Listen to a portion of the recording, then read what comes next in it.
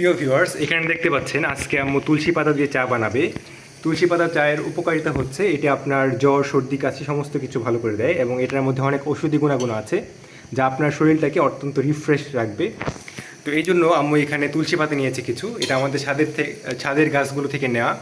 আর এইখানে আম্মু একটা পাত্রে কিছুটা পরিমাণ পানি নিয়ে সেখানে তেজপাতাগুলোকে ছেড়ে দিয়েছে, দেখতে পাচ্ছেন। এটা হচ্ছে লংয়ের গুঁড়া, যেটা আম্মু দিয়ে দিল। লংও কিন্তু সর্দি কাশির জন্য খুবই উপকারী। আপনারা যারা সিজন চেঞ্জের সময় যদি সর্দি কাশি বা এরকম কোনো সমস্যা দেখা দেয়, সেই ক্ষেত্রে এইভাবে তুলসী পাতার চাটা করে খেলে দেখবেন অনেকটাই উপকার লাগছে। এইখানে কিছু পরিমাণ আদা নিয়ে আম্মু সেটাকে থেতলে নিচ্ছে পাটার মধ্যে, দেখতে পাচ্ছেন। কেননা আদাটাও কিন্তু অনেকটাই উপকারী এবং চায়ের মধ্যে এই যে এখানে আদাটাও ছেড়ে দিলাম আম্মু। এখানে 1 চামচ পরিমাণ চা পাতাও দিয়ে দিচ্ছে। চাটা হওয়ার পর এইখানে দেখতে পাচ্ছেন আম্মু কিন্তু তার ফ্রোজেন করে রাখা কিছু রোল এখানে দিয়ে দিল।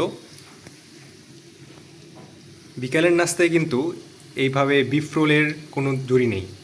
এই যে এখানে রোলগুলোকে কিন্তু আম্মু উল্টে পাল্টে দিচ্ছে। এই যে আমাদের রোলগুলো কিন্তু এখন কমপ্লিট। আর এই পাশে আম্মু কফি বসিয়ে দিয়েছে আমার ছোটো ভাইয়ের জন্য। এইখানে দেখতে পাচ্ছেন এখানে আম্মু কিছু পরিমাণে সমোসা এবং কাবাব দিল ভাজার জন্য। এই যে এইখানে পুদিনা পাতার চাটাকে আম্মু ঢেলে দিচ্ছে, দেখতে পাচ্ছেন। এই স্বচ্ছ কাপের মধ্যে কিন্তু এটাকে খুবই সুন্দর লাগছে।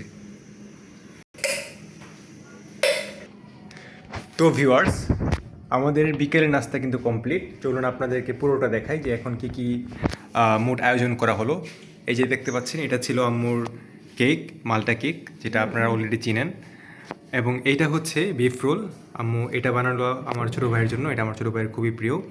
তারপর এখানে আছে কাবাব, যেটা আমার খুবই প্রিয়। তারপর এখানে হচ্ছে এটা সমোসা, আর সেই সাথে আছে সিঙ্গারা ও ডাল পুরি। দেখতে পাচ্ছেন পুরিগুলো কত বড় হয়েছে এবং ফুলেছে সুন্দর করে।